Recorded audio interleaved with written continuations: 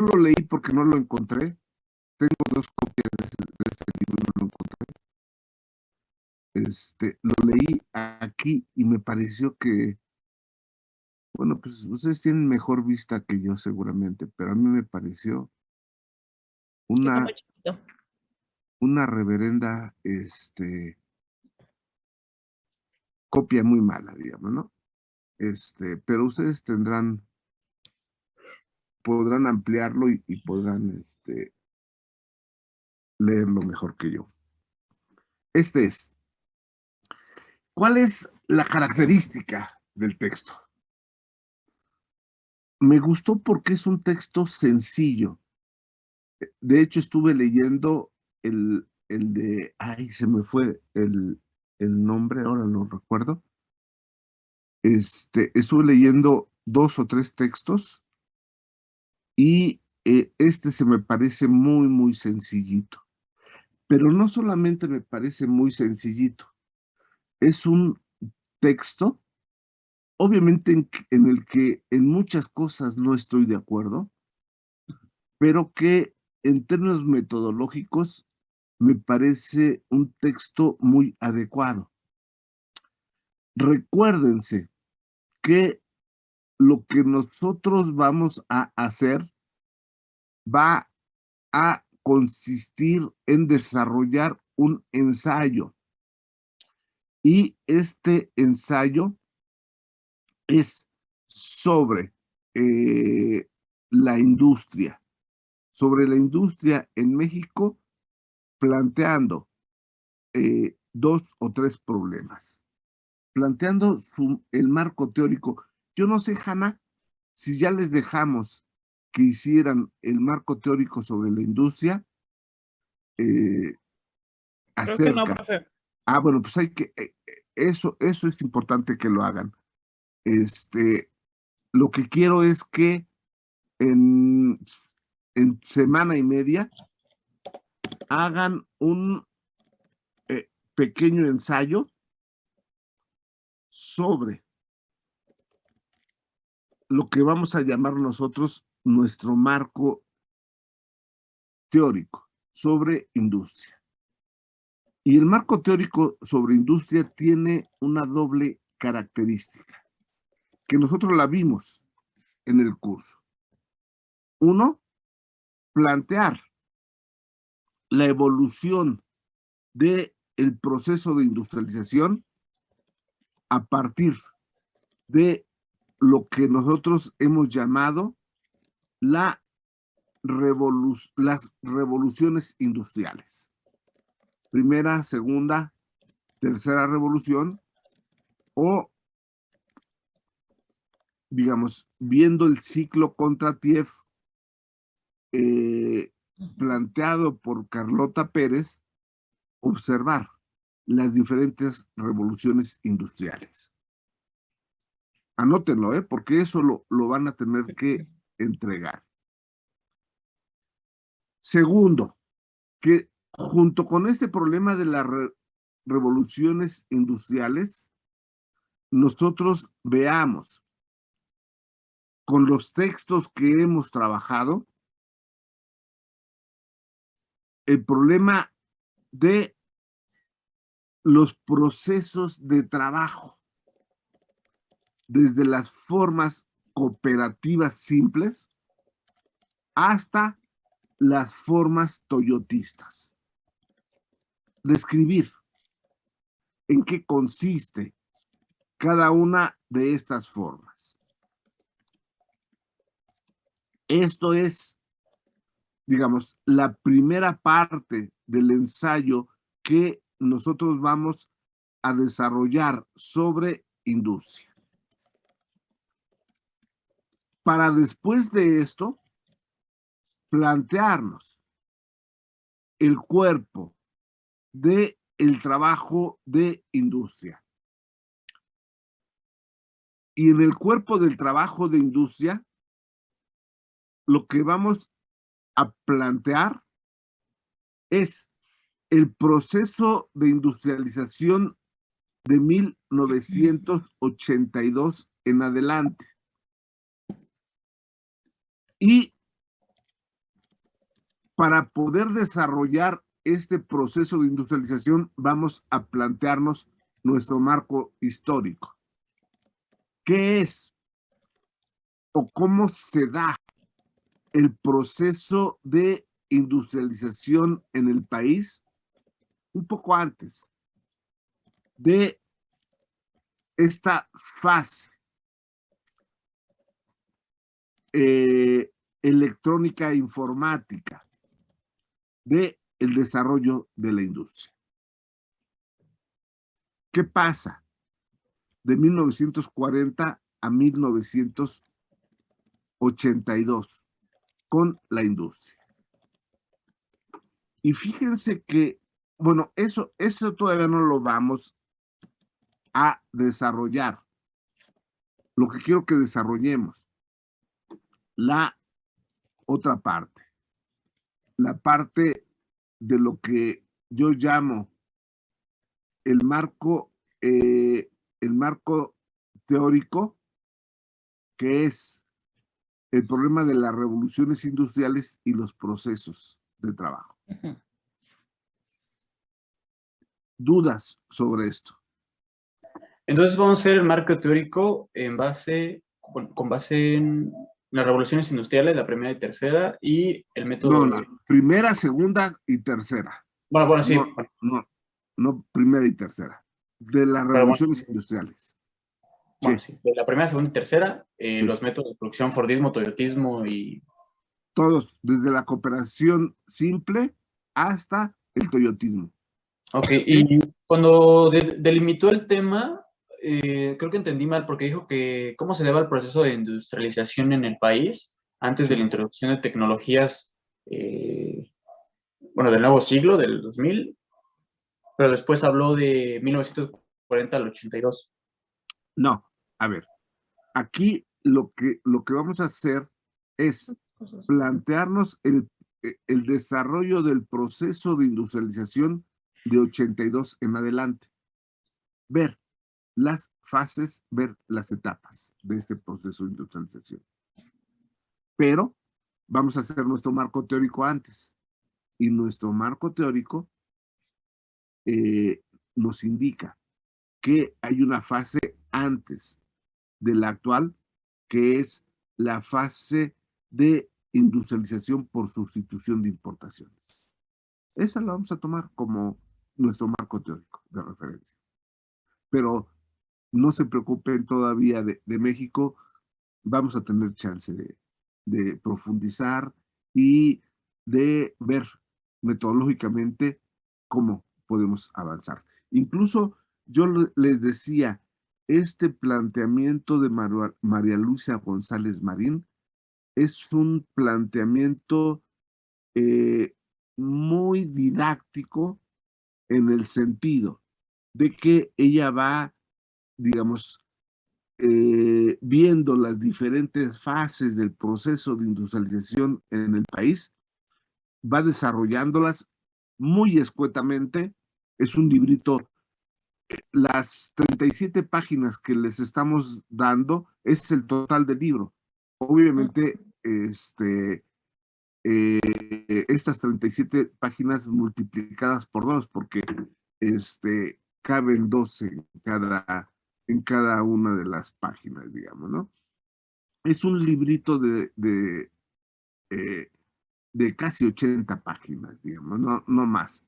Entonces, pero es un libro que yo lo estuve releyendo y me pareció interesante en términos metodológicos. Y voy a decir por qué, obviamente. ¿Quieren que empecemos?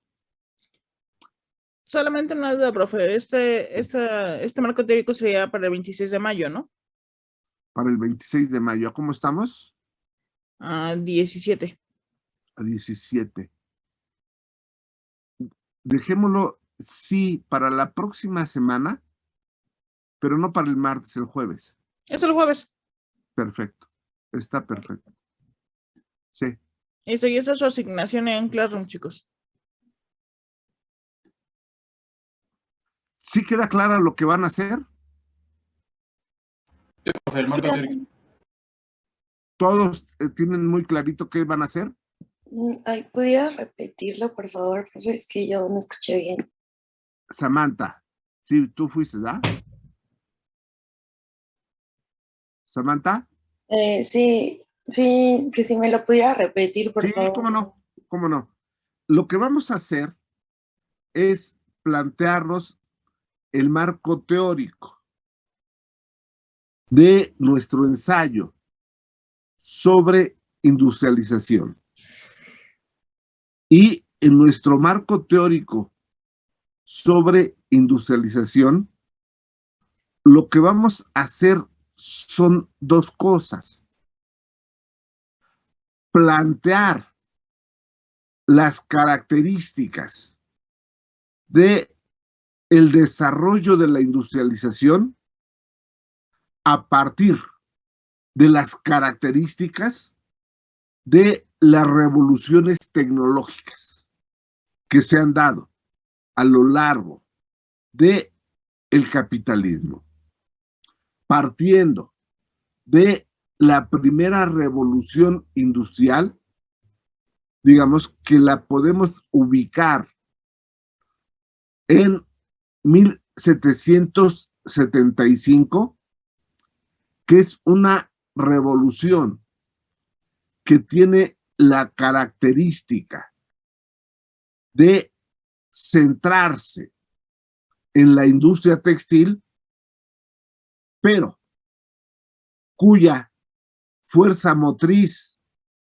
que permite el desarrollo de esta revolución es la máquina de vapor. Esta es la primera revolución industrial. Después, una segunda revolución industrial que va, digamos, de la segunda mitad del siglo XIX hasta, digamos, 1914, en donde hay un desarrollo muy importante de nuevas tecnologías,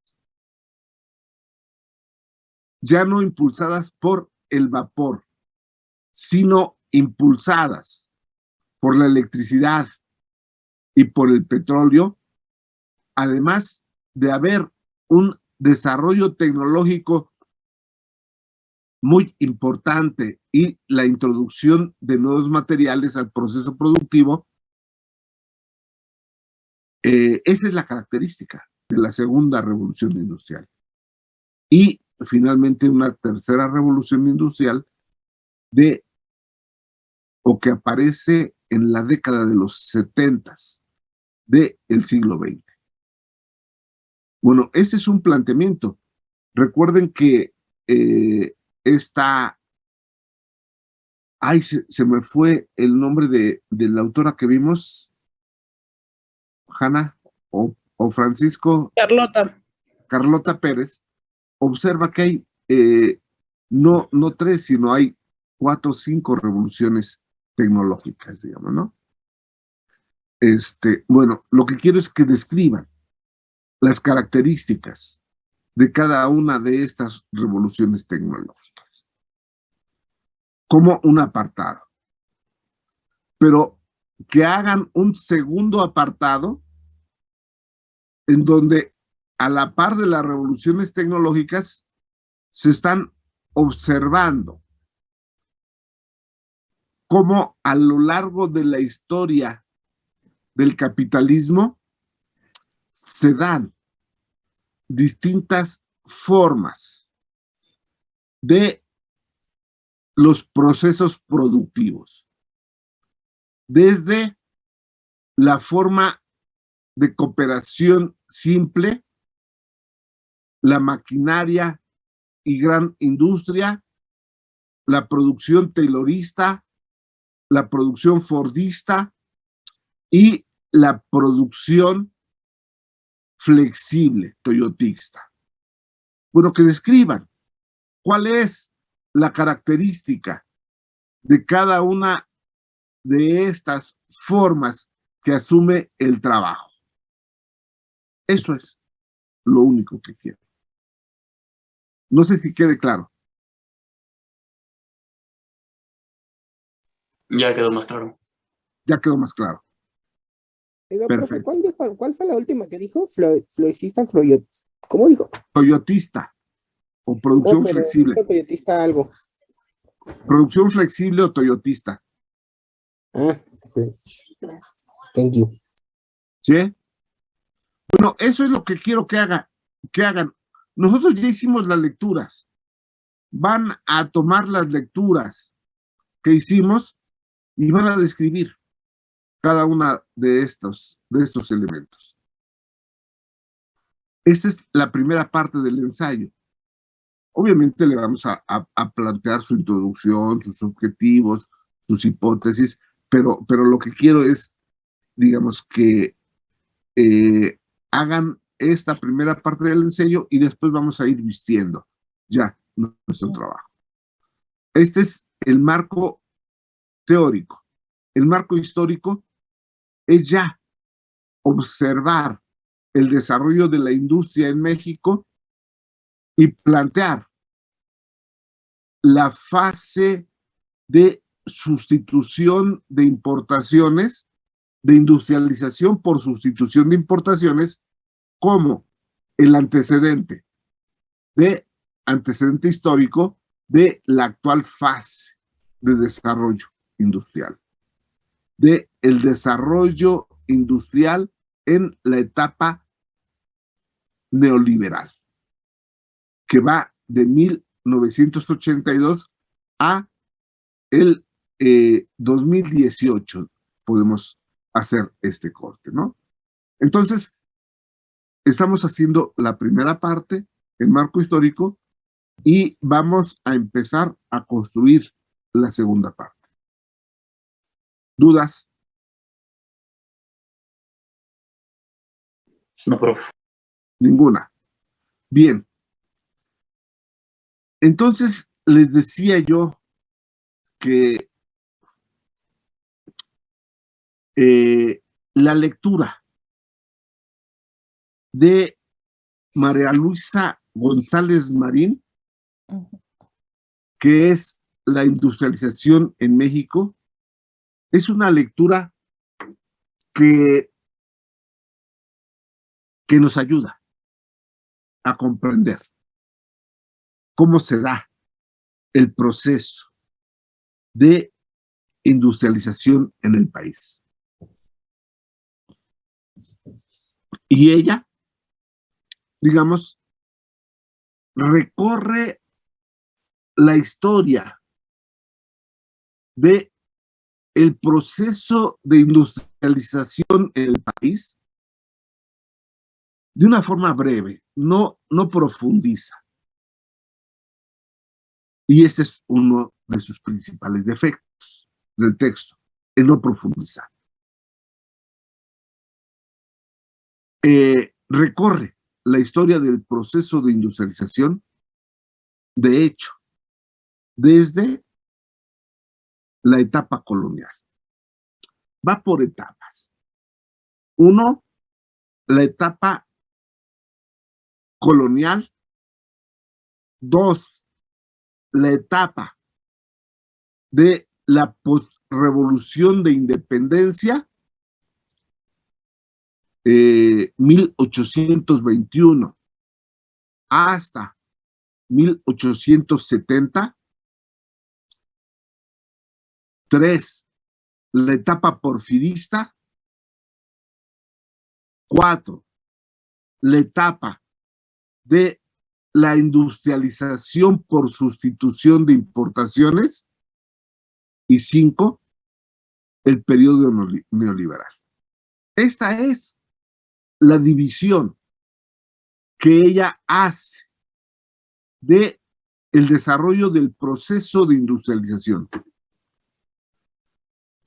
Lo cual, digamos, me parece muy pertinente, porque esto les ayuda a hacer los cortes históricos de los que nosotros estamos hablando como cortes necesarios para tener una mejor redacción de las ideas que nosotros vayamos plasmando en nuestro escrito.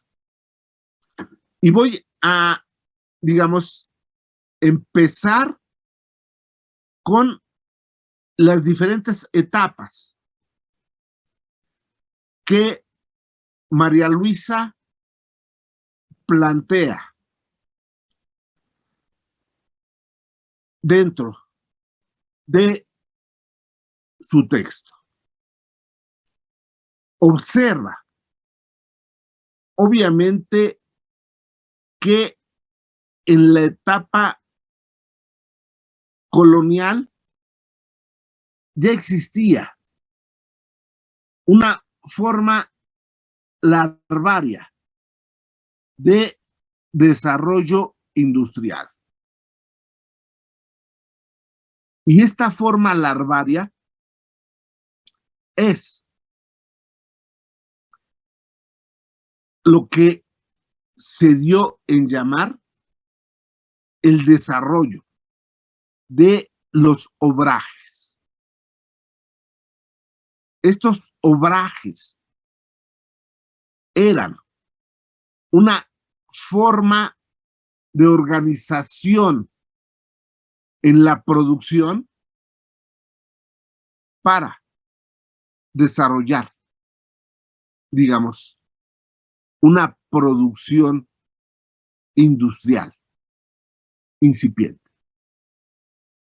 Obviamente, digamos, la industria textil es en la que se asientan y se desarrolla más esta forma de trabajo. Sin embargo, el planteamiento de González Marín es que la corona española, desde luego, pone obstáculos para el desarrollo de esta incipiente industria. ¿Cuáles son los obstáculos que la corona le impone a estas nacientes industrias? Así podemos llamar a los obrajes. Fundamentalmente dos obstáculos que limitan el desarrollo de esta producción industrial. Dice González Marín que la corona impone prohibiciones al desarrollo de estos obrajes por dos elementos centrales. El primero, para evitar la competencia de sus colonias respecto a la propia industria española. Este es, digamos, un primer elemento. Pero hay un segundo elemento, que es el evitar que se diera un desarrollo de la industria en sus colonias, no solamente en la Nueva España, sino en el conjunto de sus colonias. Evitar que se diera un desarrollo que a la larga fuera una fuente de emancipación de las colonias. Una colonia con un desarrollo industrial importante e incluso superior al desarrollo industrial de España sería un peligro potencial para España en términos de que esta colonia ya desarrollada planteara la necesidad de una independencia a partir, digamos, de el rezago de la propia España. Bueno, entonces plantea, esto no lo desarrolla el autor, simplemente plantea ideas.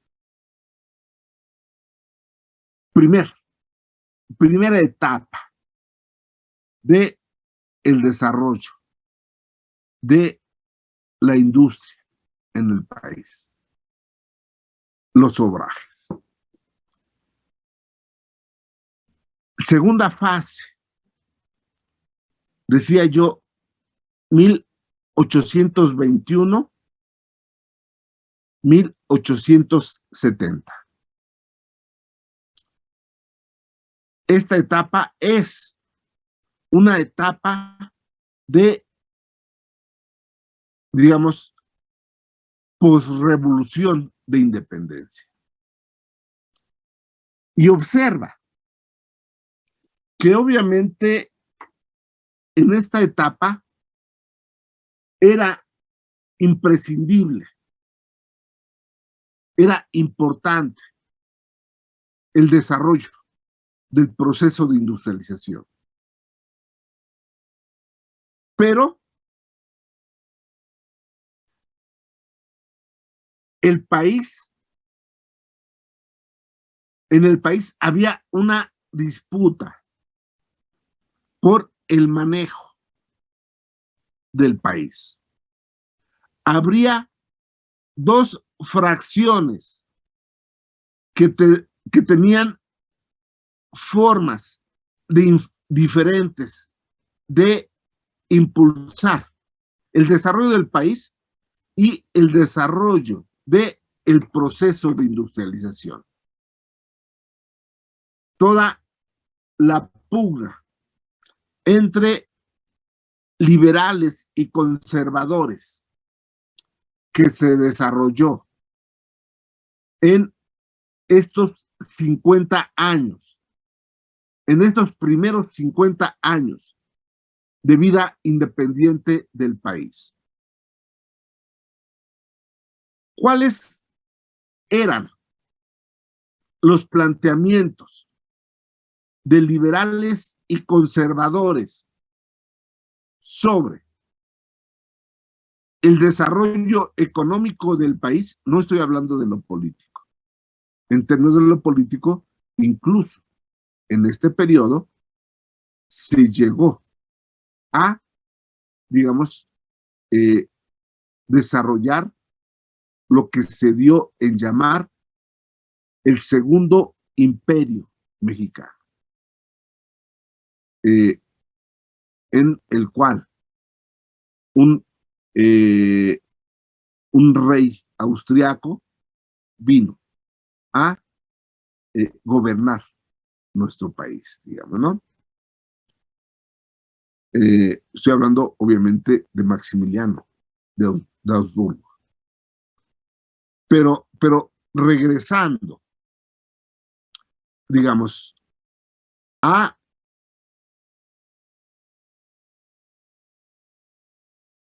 el elemento económico, estas dos fracciones se disputan la forma de desarrollo del país y de la industria.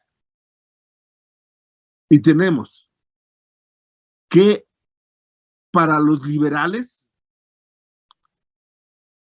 la única forma de impulsar el proceso de industrialización era la conversión del Estado en un Estado laico. Aquí la separación de la Iglesia y el Estado fue una lucha muy importante. Una lucha que obviamente fue ganada, digamos, por Benito Juárez, digamos, ¿no? Al plantear esta separación de la Iglesia y el Estado, este Estado laico. Y este Estado laico tendría que ser capaz de encabezar el fomento de las actividades económicas y, digamos, los cambios en la agricultura eran los cambios más importantes. Era necesario liberar a las haciendas de la usura de la Iglesia y de los bienes de manos muertas que también detentaba la Iglesia. Señalaban que México nunca alcanzaría la prosperidad ni la independencia si no habría una ruptura con las viejas estructuras heredadas de la colonia. Por esto, los liberales creían que era necesario liberar o abolir las trabas en términos de dos elementos. O más bien, abolir las trabas en términos de la circulación de mercancías. Ese era el elemento central. Por su parte, los conservadores también planteaban la necesidad de fomentar el desarrollo de la industria, pero creían que esto era posible sin tocar el poder de la Iglesia. Este es, digamos, el elemento central que está en disputa entre liberales y conservadores. Hay en ambos bandos la necesidad de, digamos, desarrollar al país en términos económicos, de permitir el proceso de industrialización. Sin embargo, en el medio estaba qué tipo de Estado debería aparecer para fomentar el desarrollo del país, uno, y dos, cuál sería el papel de la Iglesia. Los liberales cortaban de tajo la intervención de la Iglesia en el desarrollo económico del país, mientras que los conservadores planteaban que era posible este desarrollo, incluso sin quitarle privilegios a la Iglesia. Segundo periodo. Tercer periodo, el porfiriato. Obviamente, esta es una dictadura del país de finales del siglo XIX, los 25 años finales del siglo XIX y los 10 primeros años del siglo XX. Habría, dice la autora, que señalar que durante estos 23 años se efectúan grandes cambios en el terreno económico y se da un crecimiento industrial muy importante. Estoy hablando por la autora, habría que señalar que durante la etapa porfirista se da una incorporación de México a la economía mundial. Y esta incorporación se da fundamentalmente por la exportación de materias primas agrícolas y minerales. Fundamentalmente se da una gran exportación de la plata mexicana. También se observa un incremento importante de la inversión extranjera, sobre todo en el transporte. Recuérdese que hay un boom de el desarrollo de los ferrocarriles en México. En el Porfiriato se da un crecimiento de, digamos, el ferrocarril en 20,000 kilómetros. No había ferrocarril, o había, digamos, habían intentos, sobre todo en la época de la Reforma, se dan algunos intentos de desarrollar el ferrocarril, no del todo exitosos, pero sí hay intentos, digamos, ¿no? Pero es en el Porfiriato cuando se da de una manera muy importante el desarrollo del ferrocarril. Bueno, se da la inversión, obviamente la inversión extranjera es importante para el desarrollo del ferrocarril. ¿De quién? La inversión extranjera inglesa, pero ya de manera fundamental la inversión extranjera estadounidense. Hay un gran inversionista del país, que es el señor Braniff, que viene a, digamos, coadyuvar en la construcción del ferrocarril. Y que, digamos, a partir de ello, tiene un enriquecimiento muy, muy importante.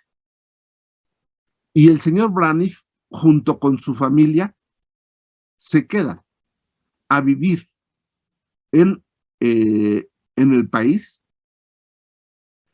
y la familia Braniff tiene una gran incidencia, no solamente el papá, sino los hijos tienen una gran incidencia en, digamos, la vida política del país en el Porfiriato, pero también en la vida económica. De hecho, la familia Braniff era una de las propietarias de gran parte del Paseo de la Reforma, y fue esta familia, obviamente, a finales del siglo XIX, principios del siglo XX, la que empezó a fraccionar el Paseo de la Reforma, ¿no? Bueno, se da una inversión, un desarrollo importante, una inversión extranjera en ferrocarril, pero no solamente en el ferrocarril. Se da un desarrollo importante de los textiles, del petróleo, del tabaco, de la electricidad y de la industria cervecera. Ojo, la inversión extranjera en la industria cervecera del país se da en el Porfiriato. Pero esta inversión extranjera en la industria cervecera, pues obviamente no era tan importante. Recuérdese que el país, lejos de consumir cerveza, consumía pulque, digamos, ¿no? Como bebida espirituosa.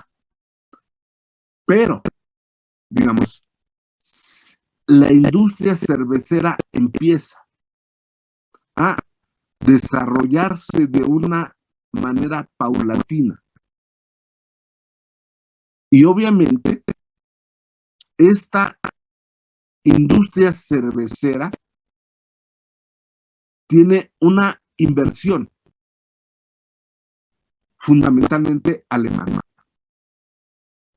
De tal forma que la industria cervecera mexicana, en sus orígenes, es con inversión alemana.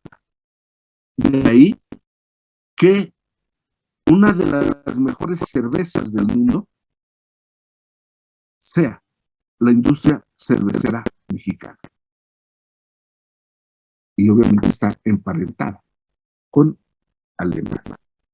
Pero no solamente hay, digamos, inversiones en términos de la industria o del transporte.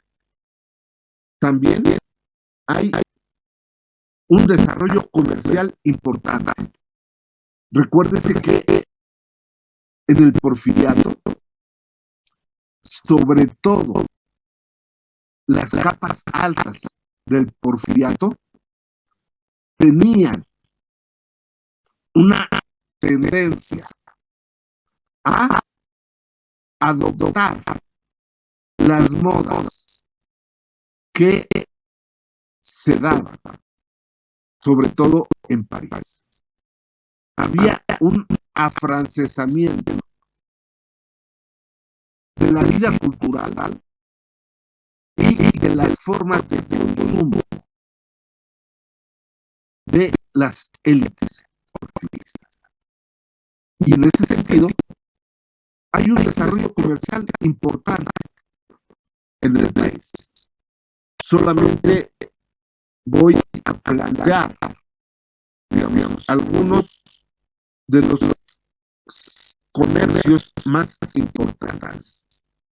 Obviamente está una tienda que se llama, a lo mejor ustedes van a conocer algunas, que se llama el Puerto de Liverpool. Hay otra que se llama, algunas ya desaparecieron, París-Londres, Salinas y Rocha, y el Puerto de Veracruz, por llamar solamente alguna.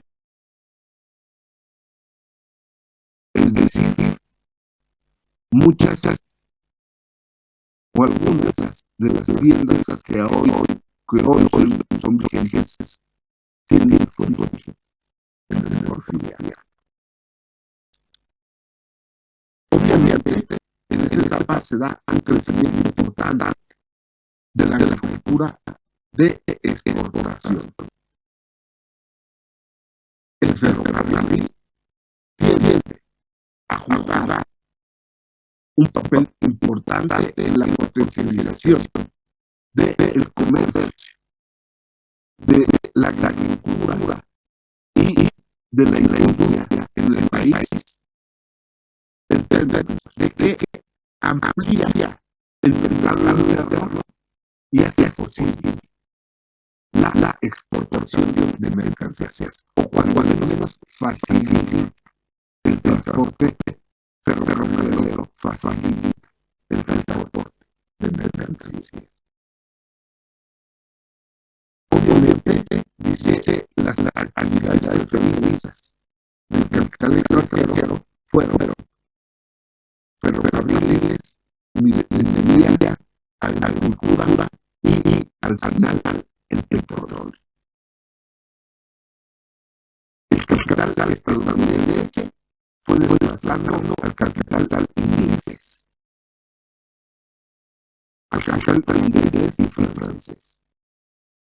La tercera parte de toda la inversión extranjera era una inversión estadounidense. De aquí los orígenes de la dependencia de México respecto a Estados Unidos. Y después pues, señala algunas de las otras características de en dónde estamos posicionadas las inversiones. Entonces, decía yo, la tercera fase, el porfiriato. Hay una cuarta etapa del proceso de industrialización. La cuarta etapa es la industrialización que se da a partir de la Segunda Guerra.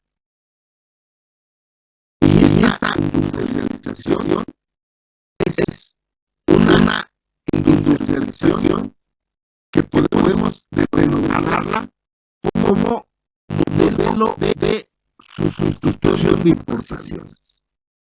Pero fíjense, en términos metodológicos, lo que hace la autora. Dice que es una etapa que va de 1946 a 1982. Y podemos subdividir las etapas de 1946 a 1982 en tres subetapas.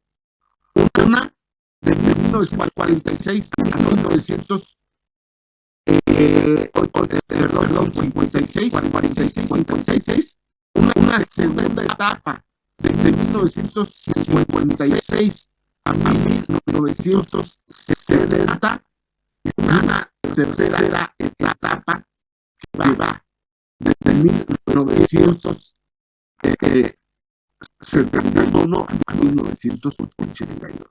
Esas son las etapas. Fíjense que el planteamiento es un planteamiento ordenado, es un planteamiento lógico, es un planteamiento que a partir de estos cortes históricos le permite a la autora ir desarrollando su exposición. ¿Dudas hasta aquí?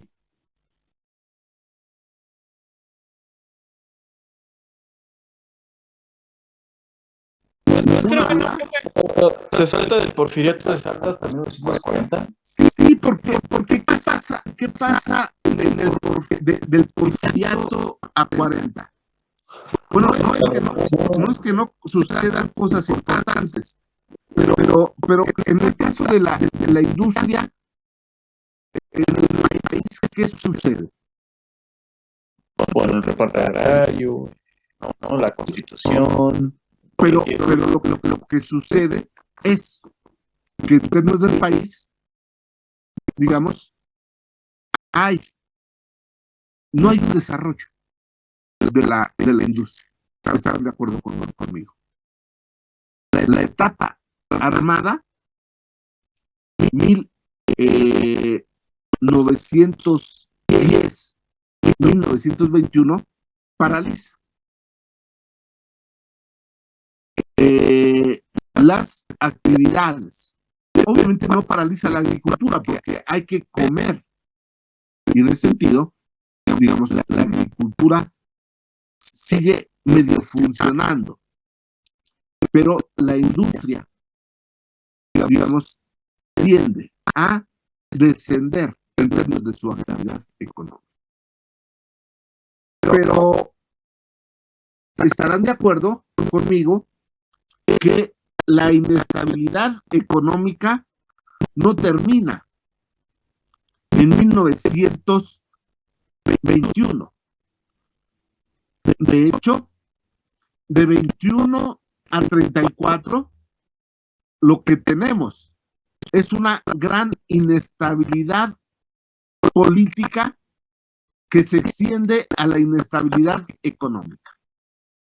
Y es la lucha de los caudillos por el poder.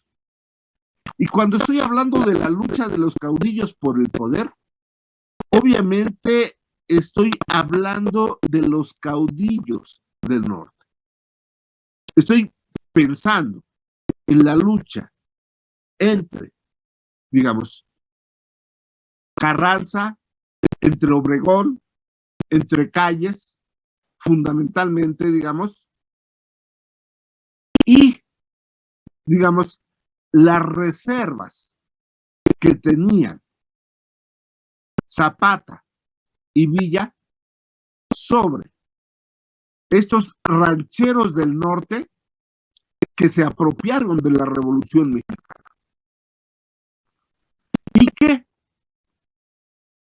poco a poco, digamos, estos caudillos fueron muriendo y no necesariamente de causa natural, fueron asesinados.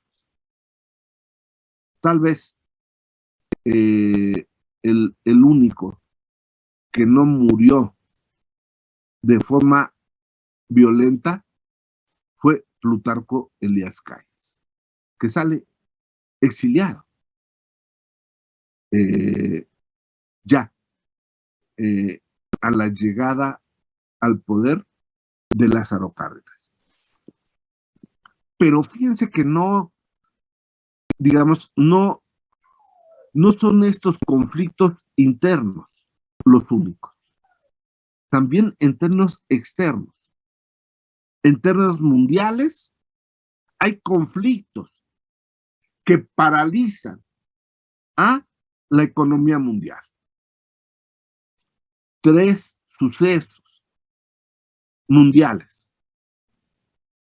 que traen consigo un escaso desarrollo de la economía mundial y por lo tanto del comercio mundial. La Primera Guerra Mundial, que, digamos, inicia en 1914.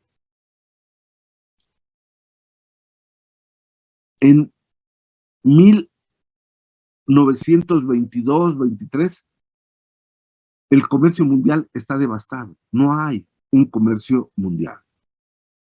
La libra esterlina deja de ser la moneda mundial y empiezan a aparecer diferentes esferas de influencia para el comercio. La esfera del dólar norteamericano, la esfera de la libra inglesa, la esfera del yen japonés, para intentar reacondicionar el mercado mundial. Después de 1900, después de 22, 23, cuando se está restableciendo el comercio mundial, en 1929 aparece la gran crisis de 29-33, que nuevamente dificulta la producción y el comercio mundial de mercancías.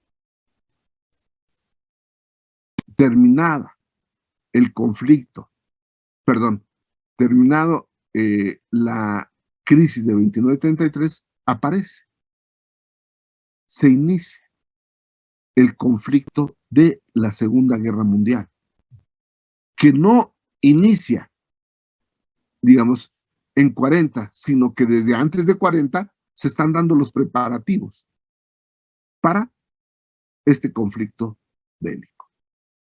Y no es sino hasta 1945 en donde se restablece un sistema económico mundial, un sistema financiero mundial, ya no comandado, o ya no con esferas de influencia y ya no comandado por Inglaterra, sino que Estados Unidos emerge como la primera potencia mundial.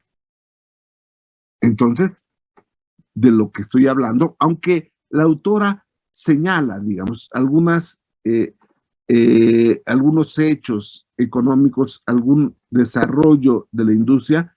Sin embargo, este desarrollo es un desarrollo escaso,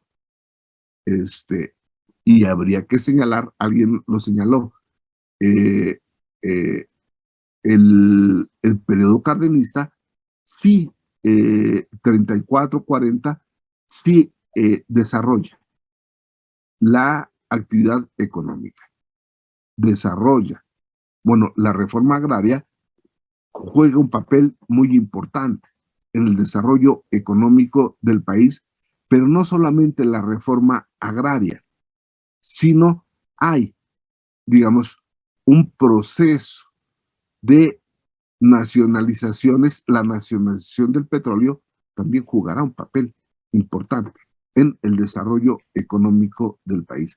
Pero la mayoría de los autores que analiza la industria, digamos, observa cómo este periodo de, digamos, 14 hasta los 40, hasta 40, digamos, como un periodo en donde obviamente no podemos plantearla como una fase de desarrollo industrial. No sé si contesto la pregunta ¿quién me la hacía? ¿Alexis? Sí, yo, profe. Pero Perfecto. sí, ya me queda claro, ya hay inestabilidad, ¿no? En todo el mundo. Inestabilidad en México y inestabilidad en todo el mundo. Sí. Maestro Andrade, Sí.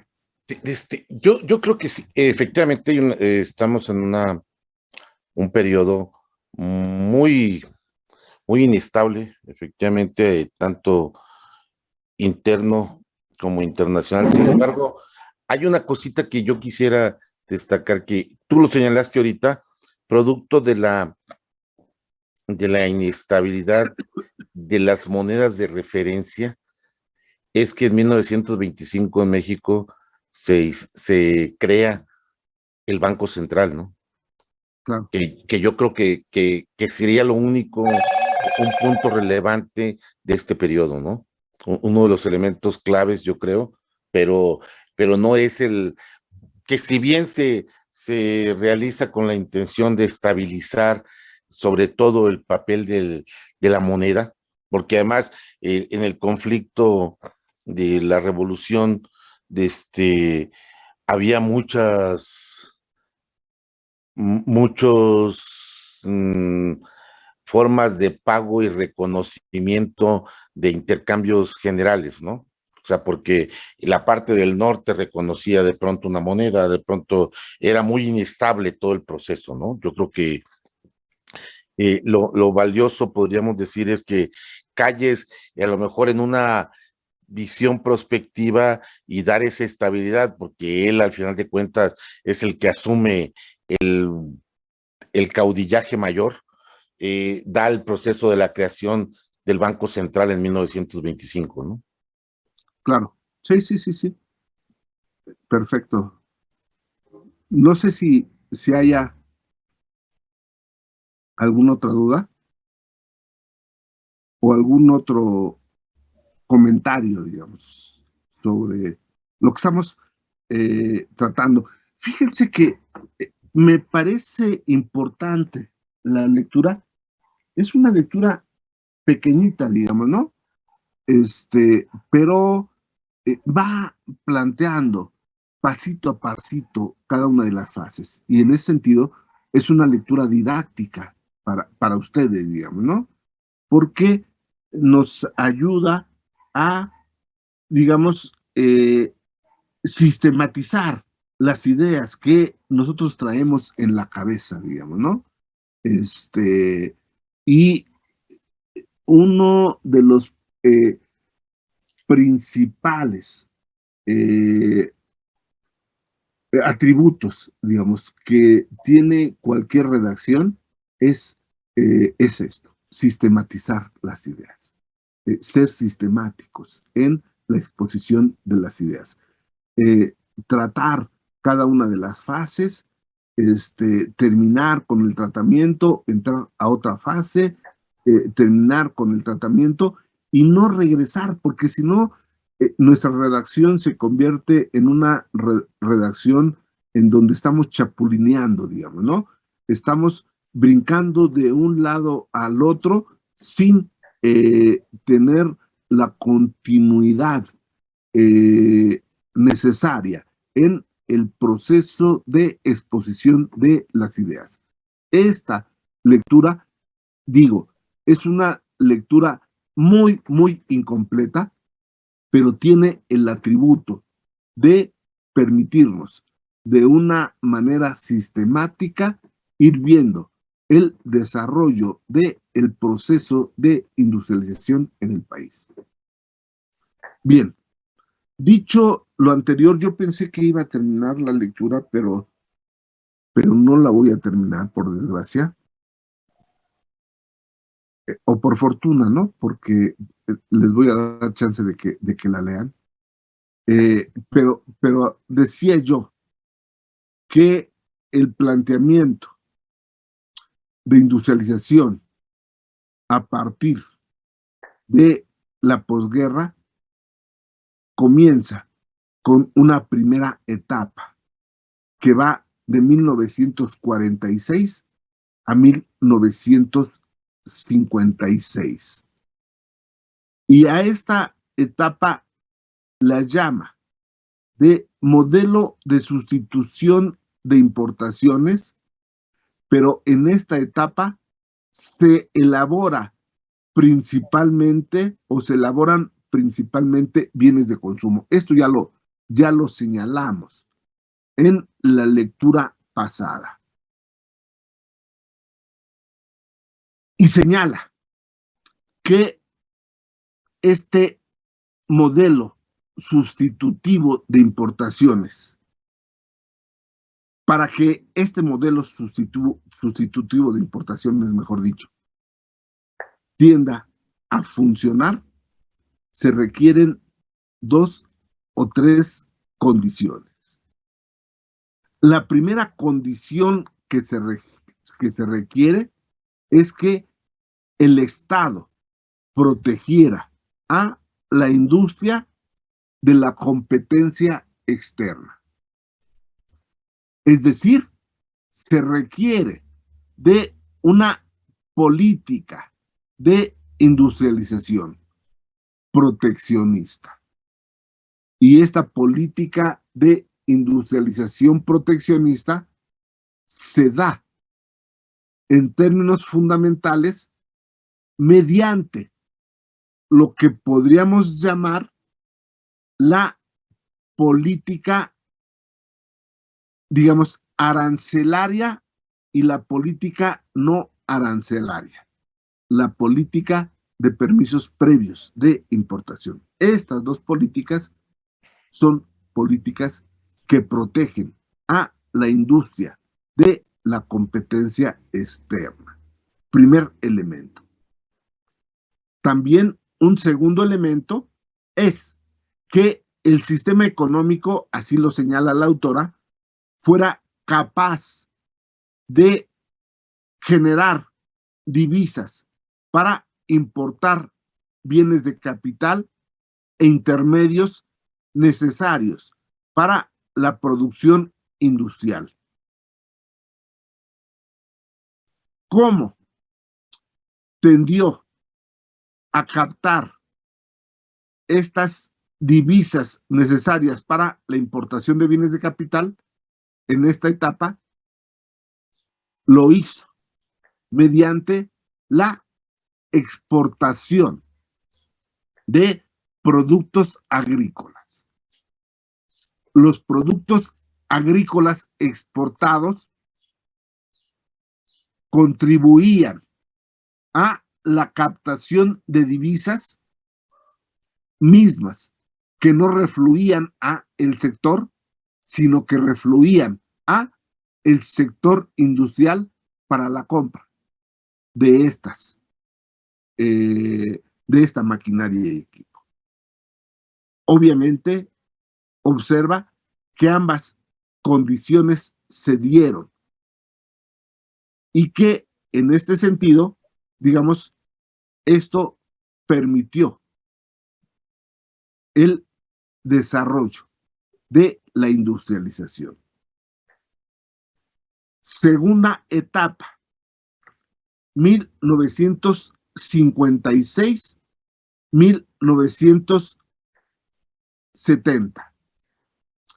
Esta segunda etapa se caracteriza por el crecimiento de la producción de bienes de consumo duradero y de bienes intermedios.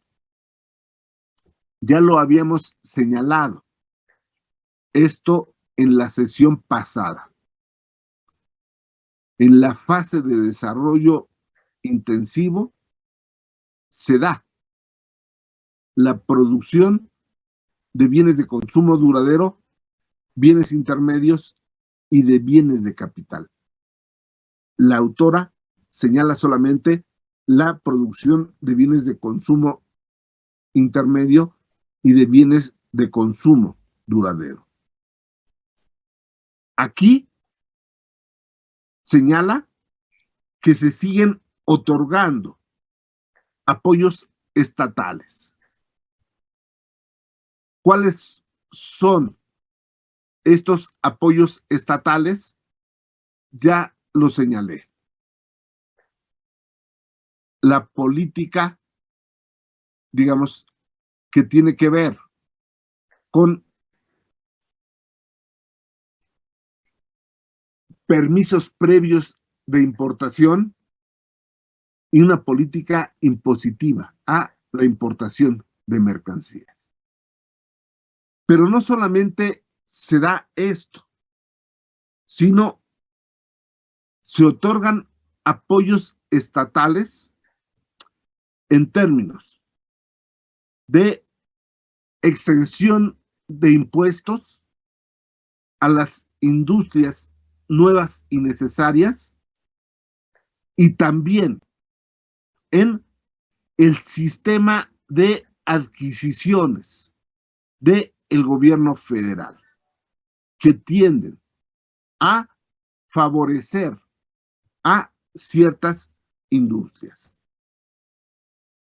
Aquí señala, estamos hablando del periodo 56-70, señala que las divisas que requería la importación de maquinaria y equipo se obtuvieron por medio de los créditos externos y por medio de la inversión extranjera directa.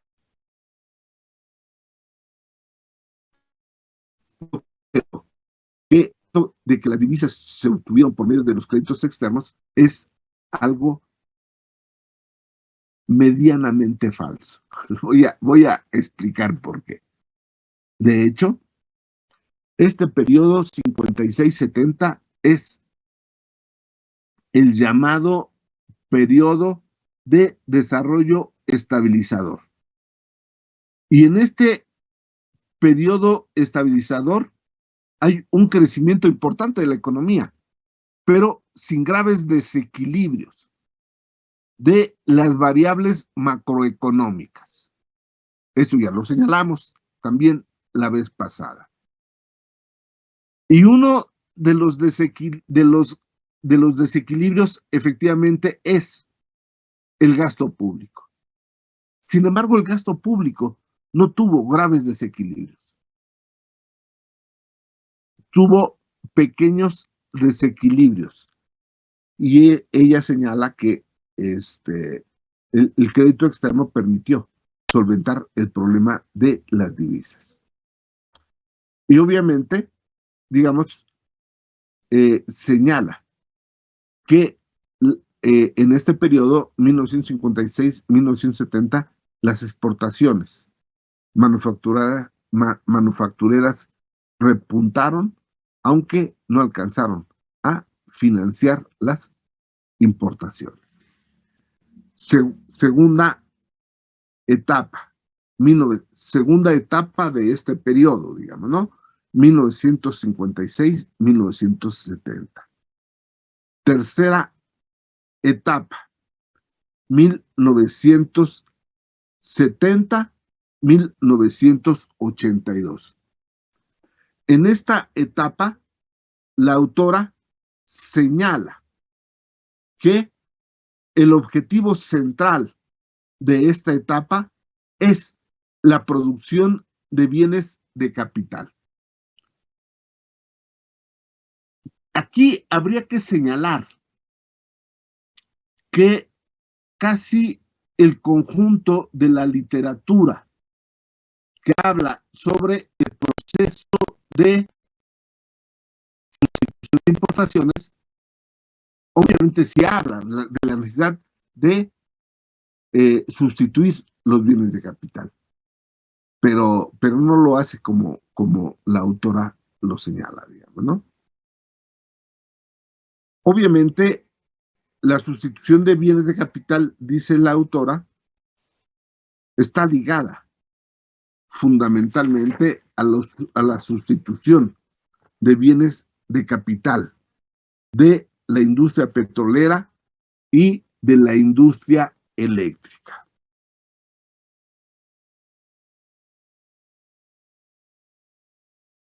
Obviamente, observa que en este periodo 56-70 se crean empresas con una gran participación de el capital estatal, pero con coinversión de capital nacional y de capital extranjero.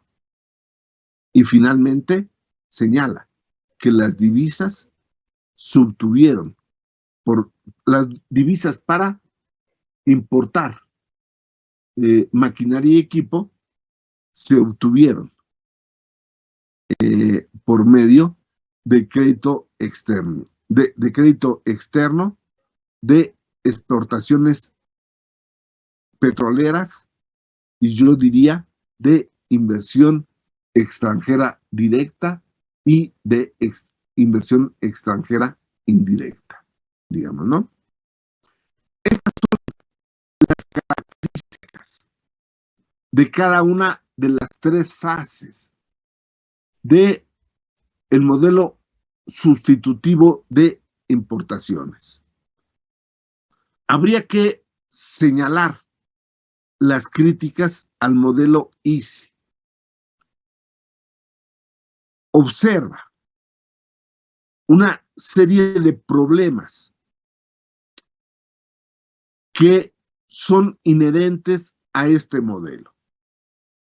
El primer problema que es inherente es la generación de divisas por la vía de las exportaciones manufactureras. No se generan divisas por exportaciones. Y este es uno de los principales problemas. Señala que hay un casi nulo desarrollo de las industrias de bienes de capital. Esto es propio, obviamente, de México, pero no es propio de México, es propio del modelo de sustitución de importaciones, es decir, del conjunto de los países de América Latina. No lograron producir bienes de capital. A partir de ello, observa, digamos, otros elementos que traen consigo rezagos en el modelo de sustitución de importaciones. Se plantea que la industria es poco competitiva en el mercado mundial.